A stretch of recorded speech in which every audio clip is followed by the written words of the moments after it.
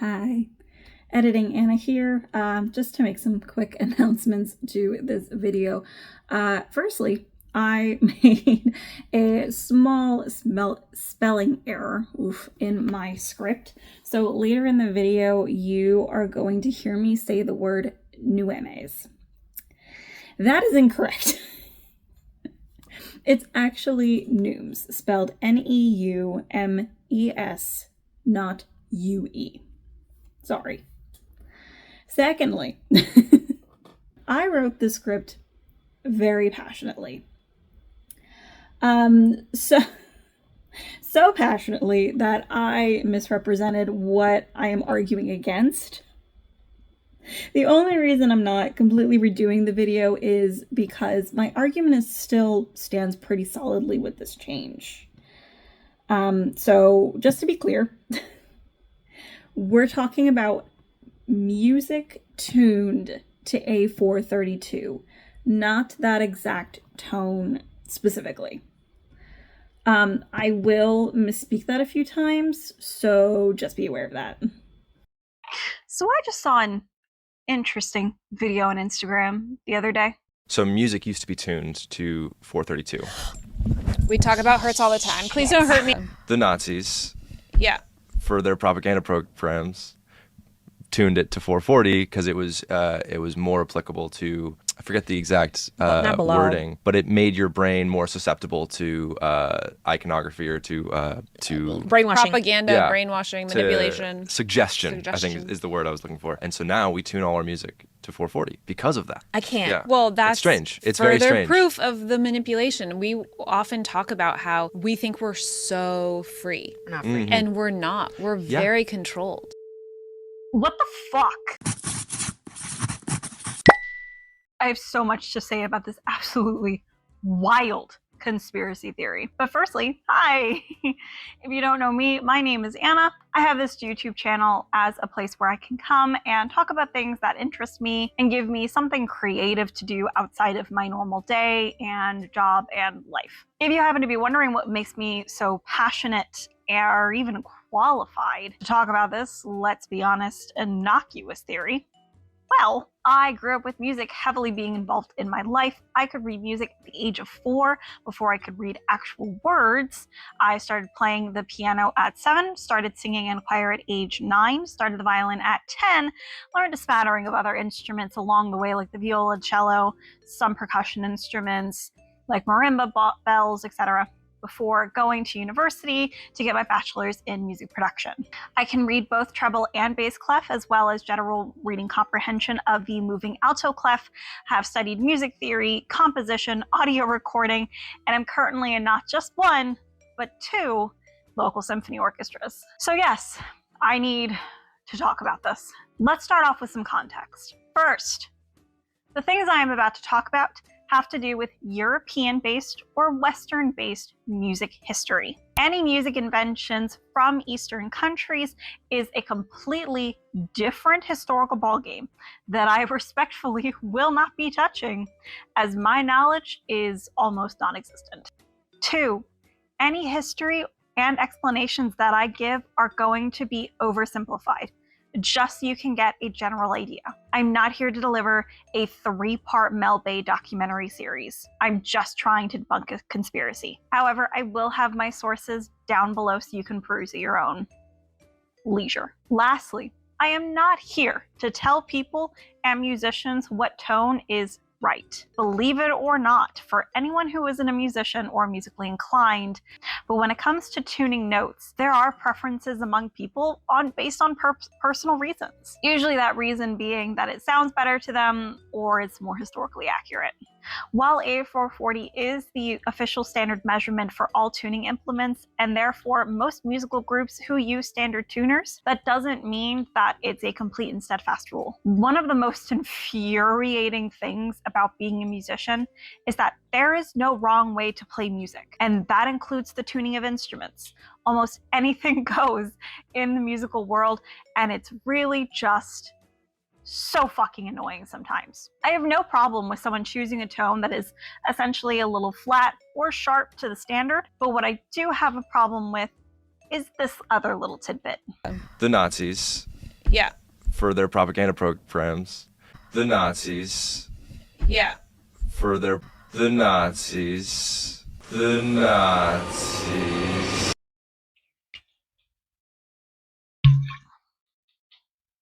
Oh, don't judge me. So let's get in on this whole thing. What is it trying to say?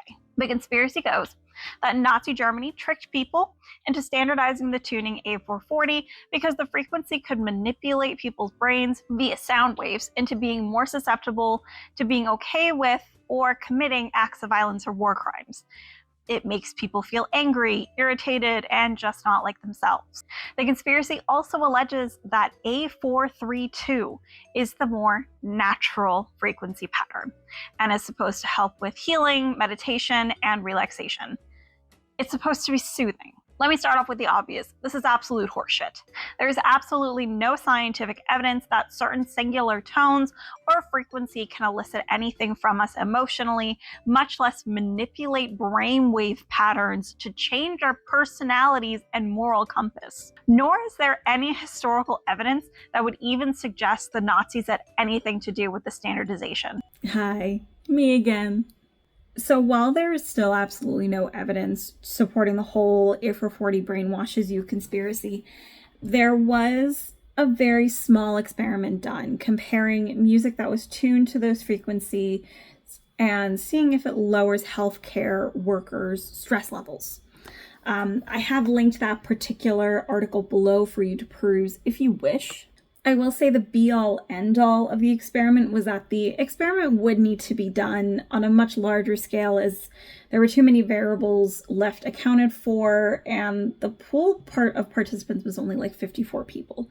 Also, it was, done for healthcare workers who probably have some of the most, if not the most stressful job out there. So I feel like listening to any music is going to lower stress levels, but according to the study, apparently listening to a song tuned in A432 was slightly 2% more relaxing, 2 to 4% more relaxing than an A440.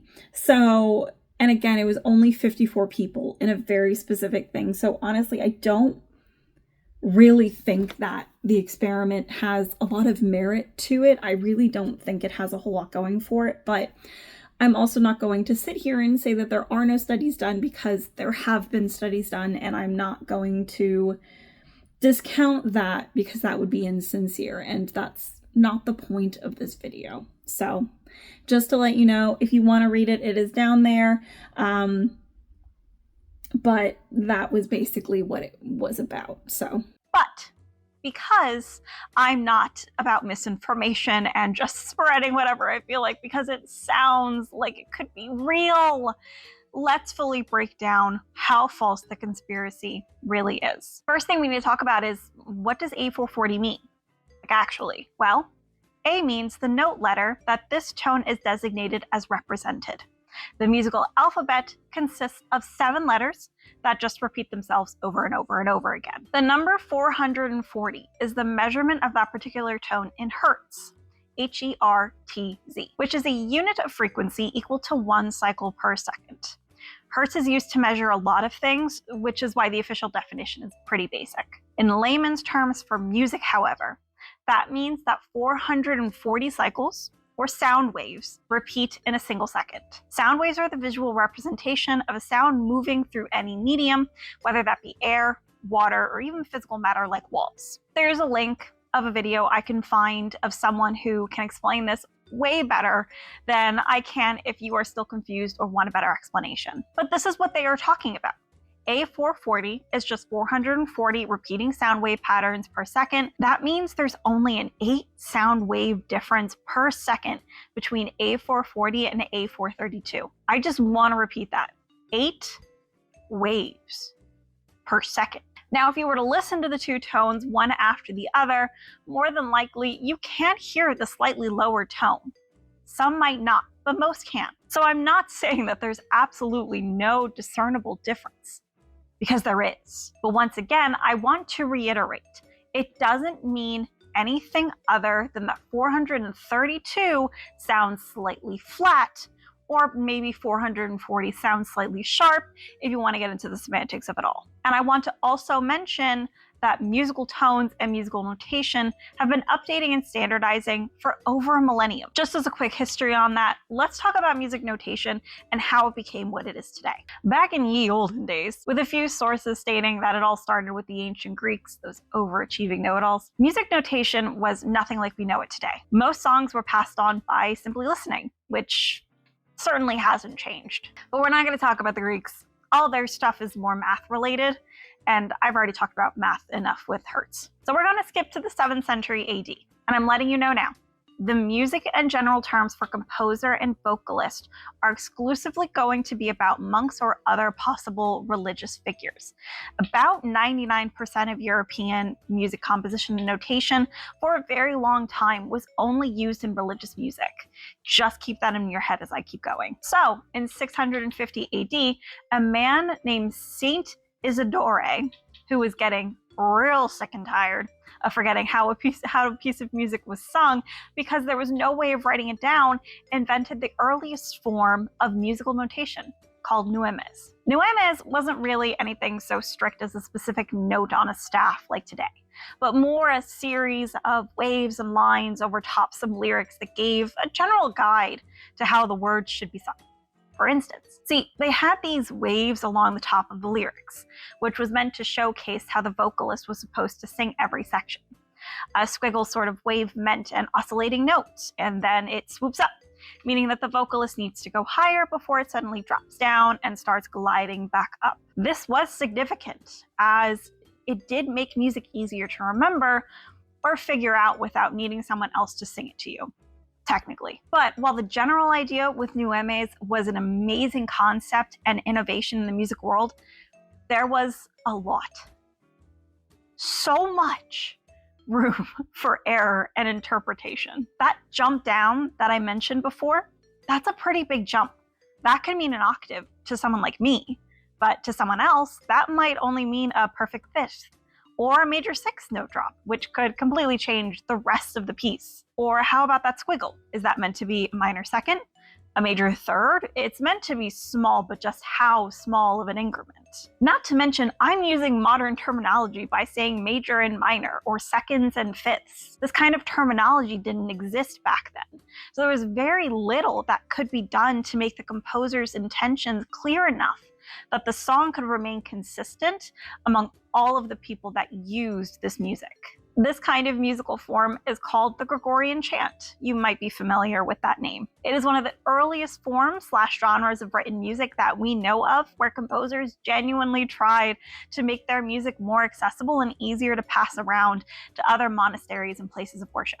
Now, before you go looking at the timestamp to see how long I'm going to drone on about this, don't worry. I'm skipping ahead quite a bit, and I promise I won't get too nerdy about this whole thing. But I want to showcase to you that musical interpretation and standardization started all the way back in, like I said, 650 AD.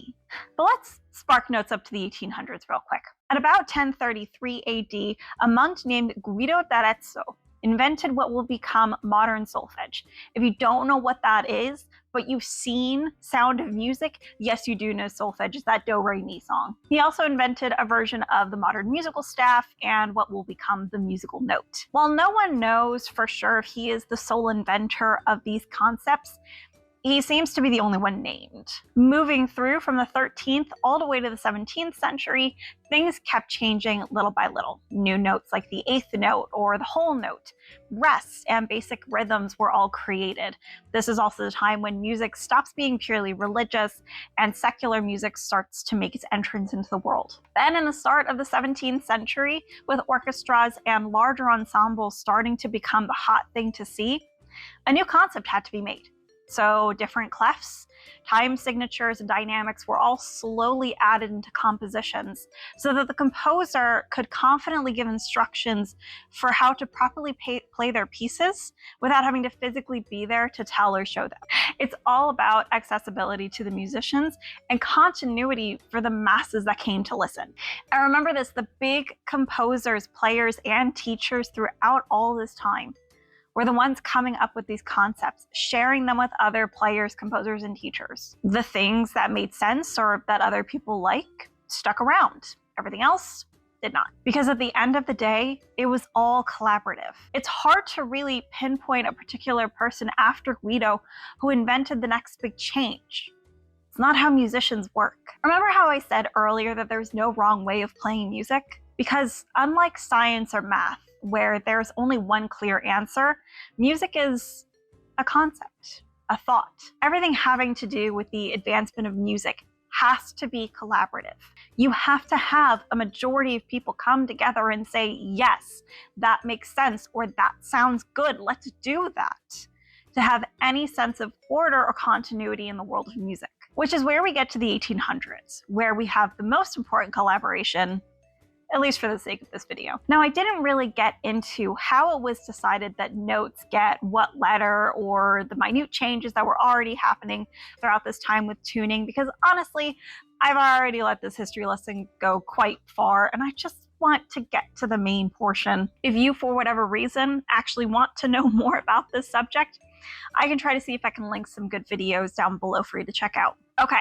So the first talks of standardizing A to 440 Hertz came in 1834 by a man named Johann Heinrich Schreiber.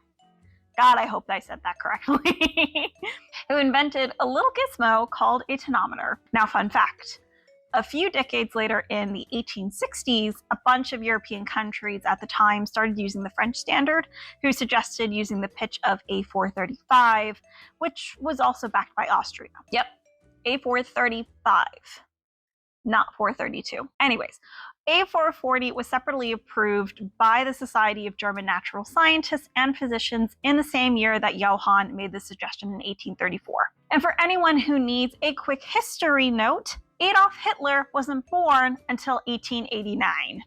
But for the most part, nothing really officially happened until 1936, when the American Standards Association also made the recommendation that the A above middle C on the standard 88-key piano should be tuned to 440 Hertz.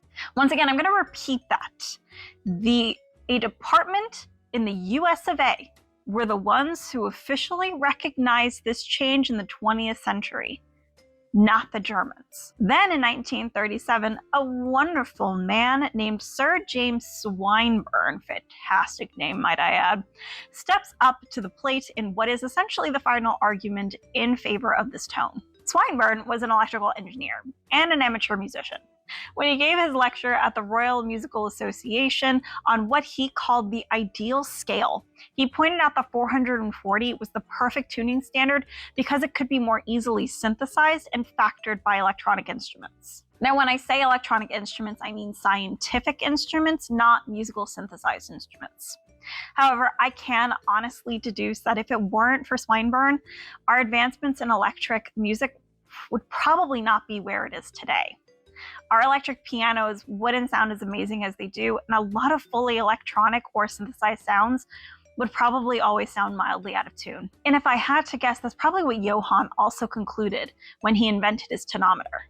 For instance, the A, the octave above A440, is A880. The A below A440 is A220. Imagine trying to do that shit with A435, or even worse, 432. Go ahead, try to figure that math out. What an absolute nightmare that would be to have to figure out every single time you needed to tune a piano or any instrument with multiple octaves. Anyways, a couple of European countries got back together around 1939 and ended up agreeing to the standard. It was then taken to the International Organization for Standardization in 1955 and was formalized in 1975. Wait, what? 1975?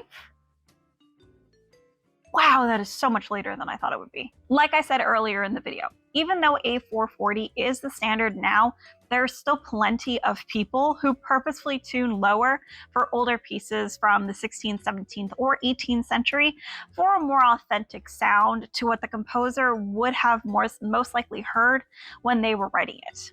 or simply because they really do just like things sounding a little flat. So let's get some final things straight. Nazi Germany did not trick people into making A440 standard. It was a whole smattering of people and countries over many years of arguments, debates, and discussions. Because, say it with me now, music is all about collaboration. Music has always been about collaboration.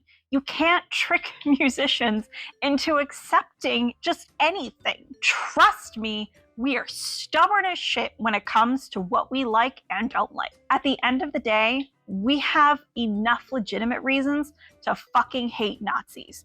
We really don't need to come up with fake ones.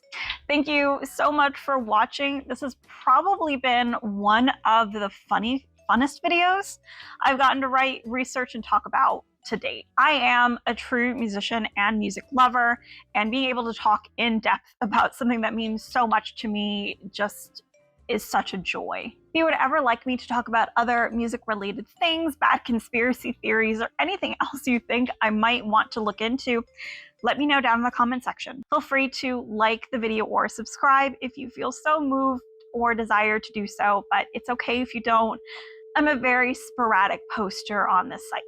But with that, I will leave you with the lovely tone of A440 playing in the background to get stuck in your brain forever, but not hypnotize you into wanting to commit violence. Bye.